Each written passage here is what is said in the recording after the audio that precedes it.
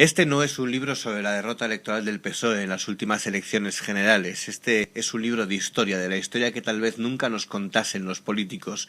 Diego Armario, en el PSOE en llamas, reflexiona sobre las razones que han llevado al Partido Socialista, con el liderazgo de Zapatero, a la situación actual en la que se encuentra. Pero también apunta líneas, apunta maneras de cómo los actuales líderes socialistas, con ellos mismos o buscando otros nuevos, pueden reconfigurar uno de los dos grandes partidos que tenemos en nuestro país.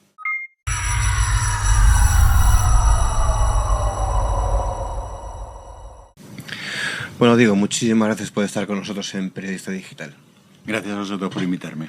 A ti siempre. Dice que el PSOE sufre la situación actual, evidentemente, tras el liderazgo de Zapatero, pero hay quien reivindica la memoria de ese momento en el que cogió Zapatero al PSOE. Es decir, el momento en el que coge Zapatero al PSOE estaba, no sé si como ahora o peor, y algunos momentos de esplendor sí le dio. Fue reelegido en 2008, por ejemplo, ¿no? Sí, bueno, Zapatero ha sido un líder en la medida en que ha ganado elecciones. Una persona que gana elecciones se convierte en líder, y una persona que las pierde, si no tiene otro tipo de liderazgo, deja de ser un líder, ¿no? Yo creo que Zapatero ha sido un líder en ese sentido, pero también fue un líder por sorpresa. Cuando Zapatero se presenta a ese congreso y que da un discurso que interesa mucho, que gusta mucho, es renovador para los socialistas, los que le apoyan como última salida, e incluso dudando de que pudiera ser un secretario general que durase mucho tiempo, porque las perspectivas eran que Aznar volvería a ganar las elecciones, ¿no? Y eso hubiera significado un problema. Pero la etapa de Zapatero es una etapa que ya se ha visto el balance, incluso fundamentalmente para el Partido Socialista, un balance negativo para el Partido Socialista. Ya dijo Jordi Sevilla hace pocos días que estamos igual que en 2000, pero somos más viejos y estamos más cansados, ¿no? Decía Jordi Sevilla hace poco. Tiene razón. Yo creo que están incluso peor que en el 2000, ¿no? Porque en el 2000 lo que había hecho el Partido Socialista había sido perder unas elecciones con Joaquín Almunia, pero no se había deteriorado ante la sociedad la imagen que tenía el Partido Socialista, que era un partido que venía de una etapa de esplendor de 14 años de gobierno y de un liderazgo carismático como era el de Felipe González. Todo el mundo entendía que era muy difícil sustituir a un líder como Felipe González. Pero ahora está en una situación más de mayor desorientación, me da la sensación a mí.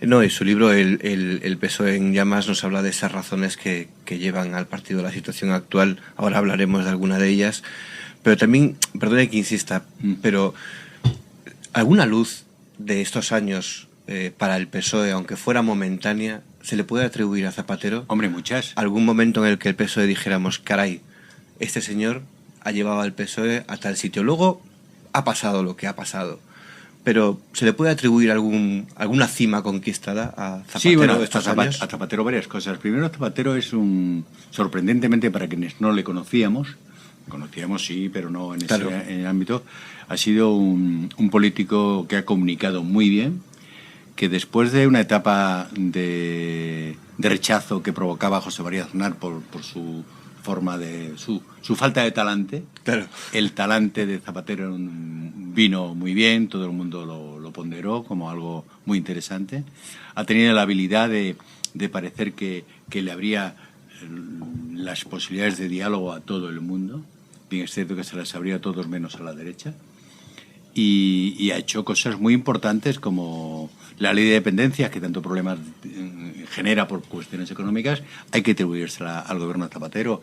El matrimonio de homosexuales, la lucha por una serie de derechos, que por cierto hay que atribuírselo también a anteriores gobiernos que también empezaron a trabajar por esos derechos, pero no se le puede negar a Zapatero que mientras que hubo recursos económicos, hizo cosas en el ámbito de lo social. Bien es cierto que también está en su haber, o en su debe, en este caso, sí, en su debe, pues que hizo cosas a veces para un sector de la sociedad y enfrentó a ese sector con otro sector de la sociedad. Hay quien es capaz de no sé si erróneamente, ¿no?, resumir los errores de Zapatero en dos, que fue no atajar el problema de la vivienda y no aceptar la crisis antes de lo que lo hizo. ¿Cree que si estos dos temas, que son muy amplios, pero pues se pueden resumir en esto, fueran gestionados por su gobierno antes de que fuera inevitable, se hubiera evitado el incendio? Yo creo que la crisis, que el problema de la vivienda al final pues ha sido nuestra crisis particular, ¿no? Sí. La crisis lo que ha hecho es acelerar un problema que se iba gestando dentro del Partido Socialista como organización. El Partido Socialista hay que tener como referencia inmediata las elecciones autonómicas catalanas, en las que el descalabro de los socialistas catalanes después de 2 periodos parlamentarios de gobiernos con el tripartito, no solamente hunden históricamente al Partido Socialista catalán, al PSC, sino que empiezan a crear un ambiente de preocupación en el electorado socialista no nacionalista, que es muy amplio en toda España, ¿no? Yo he llegado a escuchar de muchos socialistas, algunos de los cuales están ahí en mi libro como fuentes informativas, que hay que repensarse las relaciones con los socialistas de Cataluña, porque piensan que, de hecho, por ejemplo, ahora mismo para el Congreso de los Socialistas Catalanes se está planteando el derecho a la autodeterminación, cosa que me parece muy bien que lo planteen, pero un partido de ámbito nacional o tiene una cierta coherencia y un mismo discurso en toda España o desorienta mucho a la gente. Sin duda, y eso les pudo beneficiar en un momento determinado, que Cataluña era un lugar donde sacaban muchos votos, se vio en 2008, y parece que la fórmula dejó de funcionar, ¿no? Hombre, Cataluña siempre ha sido lo que el gobierno a los socialistas se le han dado Cataluña y Andalucía, fundamentalmente. Era donde obtenían muchos votos. De hecho, muchos votos en Cataluña eran votos de Felipe González. ¿En Cataluña? Sí, en Cataluña era Felipe González, un líder absolutamente respetado, querido y aplaudido, y por eso pues se obtenía. Pero claro, la etapa de Maragall y fundamentalmente de Montilla son 2 etapas que han perjudicado al Partido Socialista en el resto de España, no solamente allí. Claro. Dice también en el libro que el silencio de sus colaboradores que no le criticaron durante X tiempo puede ser también responsable de esta situación, el que los que te llegan cerca no le dijeran: José Luis, creo que te estás equivocando. Pero claro, también es cierto que a lo largo de 8 años hemos oído voces de socialistas reconocidos que intentaban poner algún punto sobre alguna I.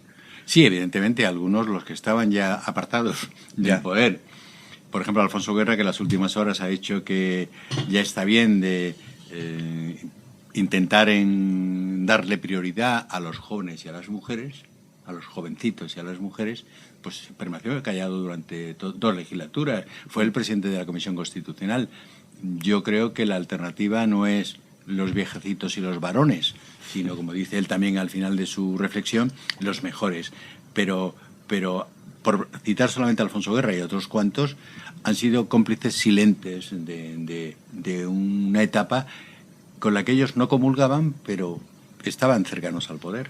Claro, que siempre se ha dicho, claro, el Zapatero era el presidente del gobierno y ante eso poca crítica podía caber, ¿no? Yo creo que en un partido democrático como lo es el Partido Socialista la crítica siempre ha sido buena. La etapa Zapatero ha sido una etapa en la que ha tenido mucho más poder que Felipe González, sí. Mucho. Dentro de la organización ha sido el secretario general con más poder, menos cuestionado. Felipe González tenía a izquierda socialista, tenía gente que minorías o grupos o tendencias dentro del propio Partido Socialista y del Comité Federal que le llevaban la contraria. Alonso Puerta, Pablo Castellano, Luis Gómez Llorente, Santes Mases, eran una serie de diputados y miembros del Comité Federal que le plantaban cara a Felipe González porque pensaban que se iba muy a la derecha. La etapa de Zapatero ha sido una etapa en la que nadie le ha cuestionado nada públicamente. Ha manejado muy bien la organización José Blanco en ese sentido, con mano de hierro. De hecho, quería preguntarle sobre ese tema porque dice que al líder del PSOE, a Zapatero, le han traicionado posiblemente los que más cerca estaban de él. Menciona a Rubalcaba o Blanco y llaman la atención porque fueron 2 personas en las que él se ha apoyado mucho su gobierno, sobre todo José Blanco, que era que no sería quien es sin Zapatero, ¿no? Evidentemente, José Blanco era un diputado por Lugo que fue uno de los hombres de la nueva vía con Zapatero, pero como le ocurre a casi todos los políticos, cuando ven que el caballo ganador empieza a cojear, miran de reojo a ver quién es el otro caballo que corre mejor, ¿no? Y en este caso, José Blanco fue de los que convenció a Zapatero de que no hubiera primarias. Bueno, fue muy presionado Zapatero para que no hubiera primaria por el propio Pachi López, que anunció que podía haber un congreso, o por lo menos que iba a promover que hubiera un congreso. Un congreso hubiera significado antes de tiempo una enmienda a la totalidad desde dentro del partido contra la política de Zapatero. Y yo aquí digo en el libro que hay un capítulo que se llama La maldición del César. Es que a César lo mataron los suyos, lo acuchillaron los suyos. A Zapatero lo han acuchillado los suyos. ¿Cómo? ¿De qué manera? El partido ha sido intervenido. En el 2010, que es cuando deja de ser el secretario de organización, Leire Pajín, es sustituida por Marcelino Iglesias e inmediatamente es nombrado sucesor, es nombrado vicepresidente Rubalcaba, que era ya la vía de la sucesión, claro. Sí, que él fuerza que tanto él como Carmen Chacón querían que dejara de ser María Teresa Fernández de la Vega y finalmente lo consiguen, que les deje el hueco. El partido es intervenido para que no vaya a peor. La vieja guardia, que ha estado callada durante mucho tiempo, no se da cuenta que se va hacia el abismo. Quieren evitar que ocurriese lo que ha ocurrido y le quitan en la práctica el poder a Zapatero. Le salió mal. Le salió mal la jugada. No, porque no evitaron nada. Cayeron a 110 escaños. Pero yo no sé en qué condiciones habría llegado el partido a estas elecciones si Zapatero es el candidato. Zapatero ha estado desaparecido en combate durante este tiempo. Hace unos días José Félix Tezanos, que es un hombre del sector de Alfonso Guerra y un intelectual de la Fundación Sistema, llegó a decir que o se corregía o el Partido Socialista no había tocado fondo. Eso, un hombre dentro del partido dijo que puede no haber tocado fondo. O se corrigen los graves errores que desde dentro del partido se valoran, o mejor dicho, se señalan como muy graves, o hay quienes piensan que esto no ha acabado aquí. Y son frases, estoy dando a las fuentes, no es una opinión mía. Sí. No, y de hecho, ahí ahora aparece en el PSOE, confírmeme si me equivoco o no, que parece que hay dos almas. Los que quieren que sea una cara veterana, fuerte, que lidere el proceso de renovación, y los que optan por que venga una gestora, que es lo más blanco posible, y que salgan caras nuevas, que sea la fórmula, la gestora, para que gente nueva pueda decir, venga, voy yo. Mira, yo he estado estos días en la promoción del libro en varios medios de comunicación y es muy frecuente que alguien me pregunte quién va a ser el sucesor. Evidentemente saben que yo no tengo ni puñetera idea de quién va a ser, pero añado más, creo que ni ellos saben quién va a ser, ni los propios socialistas, porque por más que se están acelerando los trámites para que el Congreso sea, como de hecho va a ser a 1 de febrero, y haya poco tiempo para el debate y para la formación de candidaturas alternativas, a pesar de eso creo que va a haber movimientos dentro del Partido Socialista porque esto no se cierre en falso. Aquí no se trata de una cara nueva o una cara vieja, aquí se trata fundamentalmente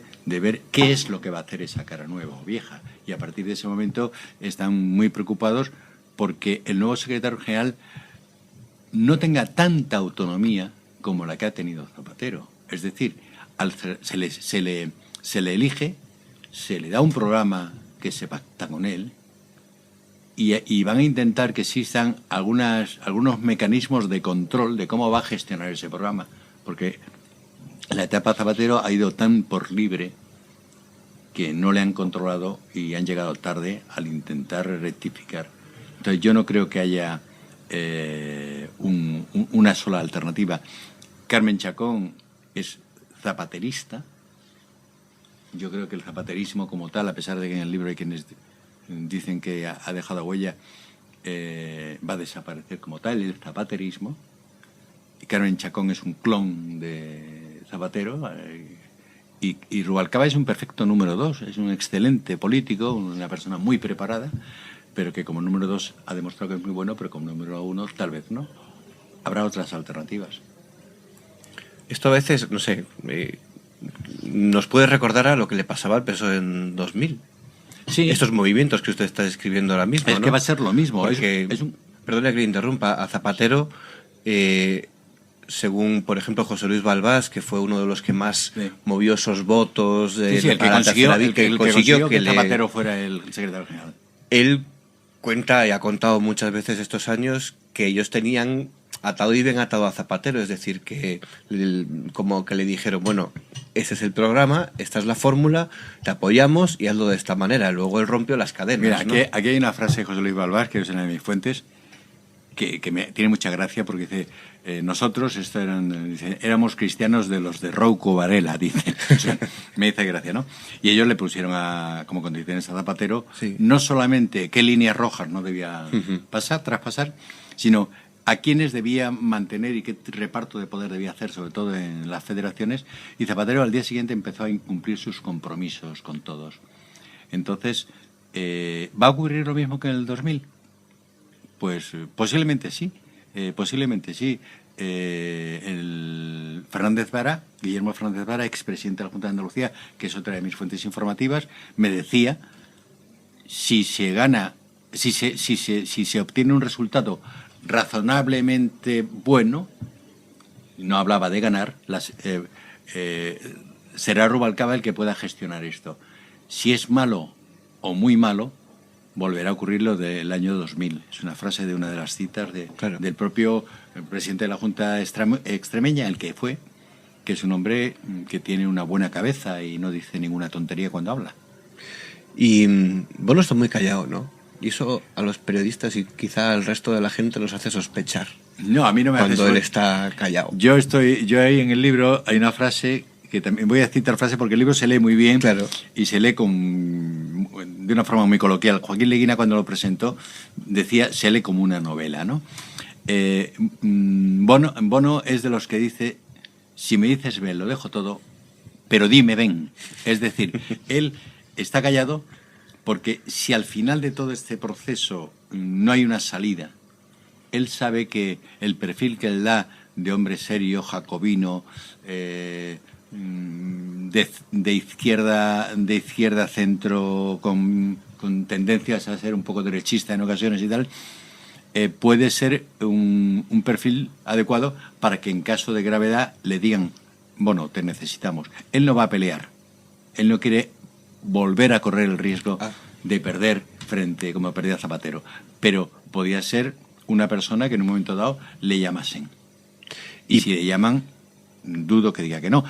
Hay un dato también que cito ahí en el libro, que un día íbamos a comer con José Bono, un grupo de periodistas, y uno de ellos me dijo, ¿sabes por qué vengo a comer con Bono? Y digo, hombre, porque estamos interesados a ver qué nos cuenta. Y dijo, no, yo vengo a comer a ver qué es lo que dice, porque hará lo contrario de lo que nos está contando. Es así, nos dará una pista de lo que piensa hacer, lo contrario de lo que nos cuenta.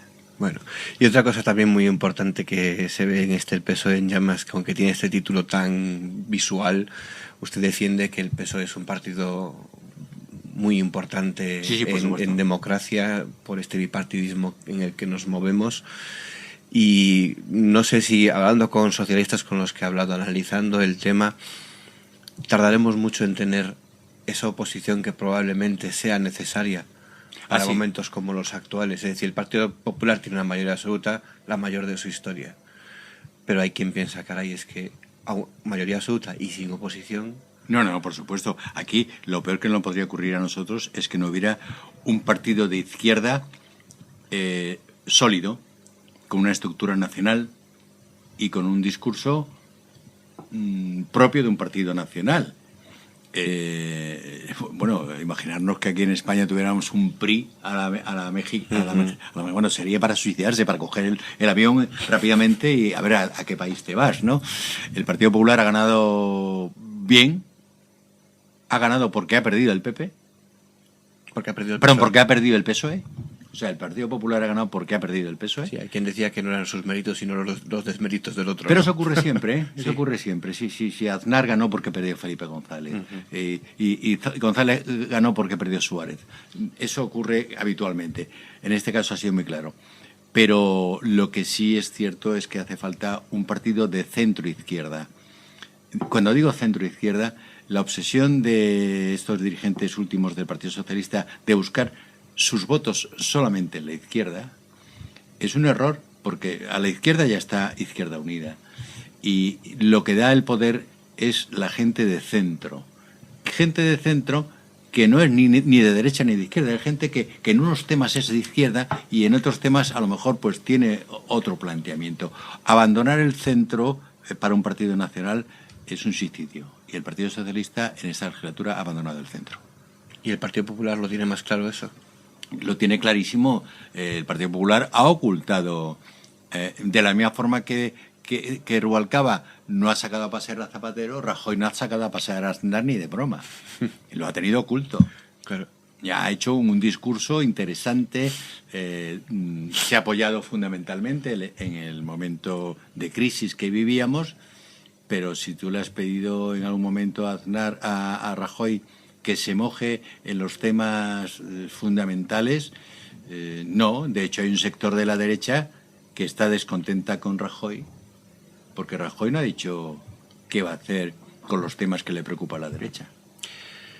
Y una cosa más, tenemos elecciones importantes por lo simbólico, para Andalucía son muy importantes, para el resto de España creo que son significativas las andaluzas. Sí. Lo que pueda pasar en las andaluzas, ¿cree que tenemos que tomarlo como algo normal después de la derrota del PSOE ahora en las generales? ¿O tendremos que buscar ya algún movimiento dentro del PSOE que mejore la situación que obtengan, el resultado que obtengan en Andalucía? Bueno, Andalucía es la federación socialista más numerosa. Aporta casi el 30% de los delegados. Caray. Para el próximo Congreso de febrero. Es la que siempre, como decía yo, junto con Cataluña, le había dado la mayoría al Partido Socialista. Tiene muchos problemas ahora mismo Andalucía. El paro es... O sea, no deja de verse salpicada Andalucía por la crisis y por los problemas que han llevado al Partido Socialista a perder estas elecciones, al margen de que tienen otros problemas muy específicos, que aunque tienen que ver con la corrupción, es curioso que los españoles penalizan poco a los corruptos, ya sean de derecha o de izquierda. En Valencia, el PP, con el caso de Gürtel, pues, se ha salido. Pero bueno, dicho esto, creo que sí es un riesgo el que tiene el Partido Socialista en Andalucía, riesgo de perder las elecciones, y en ese caso solamente le quedaría durante un tiempo y no mucho el Euskadi, ¿no? Donde con el ascenso de Amaiur, pues un gobierno nacionalista es la alternativa más clara. Okay, pero entonces podría quedar aún más bajo el PSOE, perdiendo Andalucía. Podría ocurrir. A mí me parece grave. Yo de todas formas saco aquí una conclusión. Y es que, por muy triste, por muy lamentable, por muy desastroso que está siendo para el electorado socialista y para los propios militantes y los cargos públicos, que se han perdido a miles, en las autonómicas y municipales se perdieron 2.662 concejales del PSOE. Es la oportunidad del Partido Socialista de renacer de sus cenizas. Está llegando a una situación tan grave que necesitan dejar de poner paños calientes y rehacer el partido. Y va a ser, lamentablemente, una experiencia dramática, pero de ahí pueden salir. Si el Partido Socialista no hubiera tenido la derrota que está teniendo, podrían haber continuado con la misma política que les está llevando a esta situación. Claro, y esto les obliga a cambiar. Obligadamente. Y eso siempre puede ser bueno, cambiar siempre es bueno. Es necesario, no sé si es bueno, pero en este caso es necesario. Diego, muchísimas gracias por estar con nosotros aquí en Periodista Digital. Muchas gracias a vosotros.